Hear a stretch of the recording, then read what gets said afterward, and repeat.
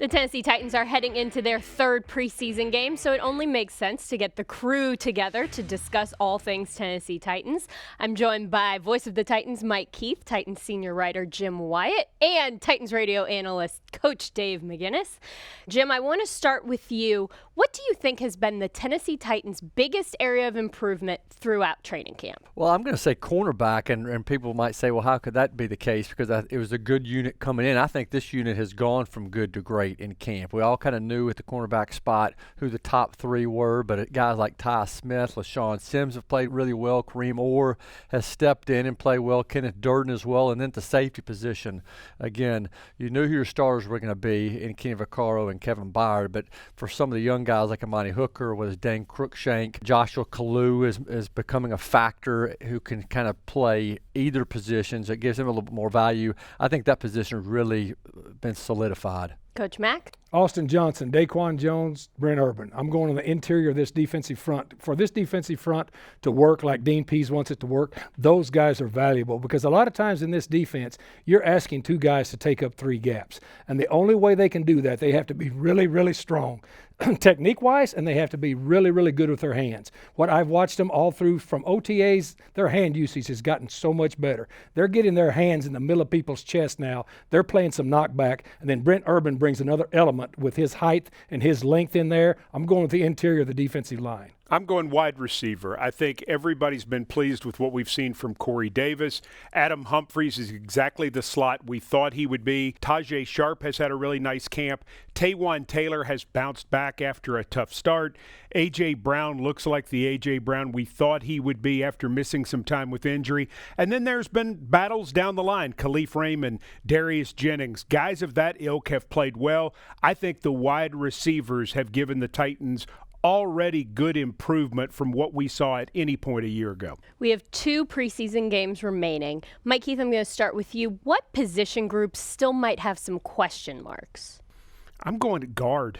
I'm just going to stay there. I'm sure Coach Mack would say they already know who the starting right guard is going to be. I don't. I'd like to know what's going to go on at right guard right now, in particular because I think it's going to determine a lot of the makeup of the 53-man roster to begin the year if Taylor Lewan does not win his appeal. So I think it's a big factor. Who goes there, and then what do you do with the rest of the roster spots based on that? Jim Wyatt, what about you? I'm going to go number 3 running back, and that is assuming the team keeps the number 3 running back, and I think it will because with Derrick Henry still working his way back from the lower leg injury, and his return to practice has been great, but obviously we're going to need to see more of him going into the game against Cleveland to see how much he's going to be able to do. Deion Lewis is obviously going to be on this team, but a question mark there because of David Fluellen's situation. We haven't seen him at practice. We're still waiting to find out what David Fluellen's injury is, and that impacts things. And a guy like Jeremy McNichols, who's really played well in the preseason, a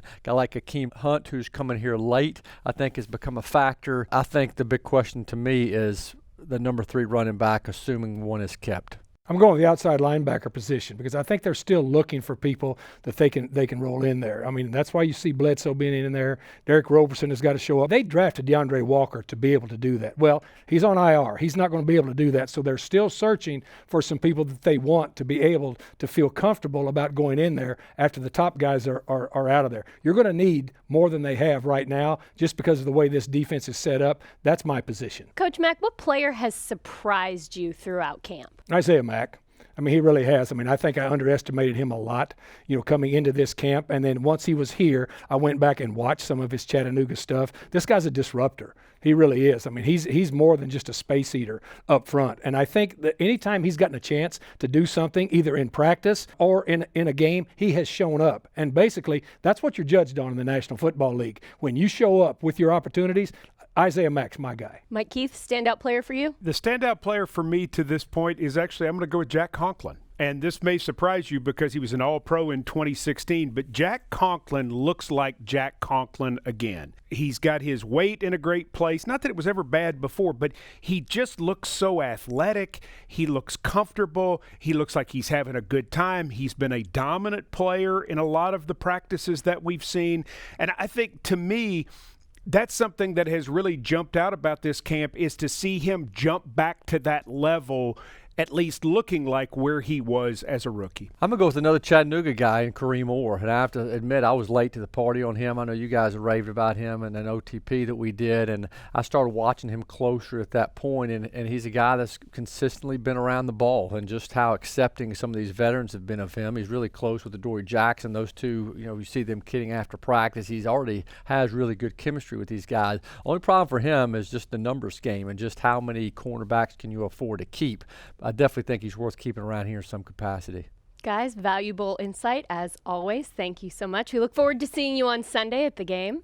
The Tennessee Titans take on the Pittsburgh Steelers at Nissan Stadium this Sunday. Kickoff for that game is at 7 o'clock.